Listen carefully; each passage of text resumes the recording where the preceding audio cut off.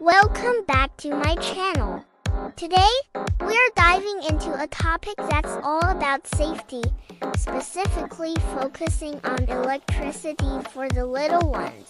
You know, I had a conversation with my friends the other day about electricity, and I thought it might be a great idea to share these tips with all of you as well. So let's get started by discussing the potential risks that kids should be aware of when it comes to electricity. First off, make sure we understand that water and electricity don't mix. It's essential to learn about the dangers of using electrical appliances near water sources. Another important point to remember is that exposed wires can be dangerous too. Moreover, it's crucial to remind all my friends that touching live wires or even a faulty appliance can lead to electric shocks or even worse, electrocution.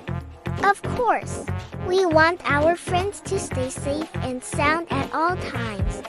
So there you have it, my friends.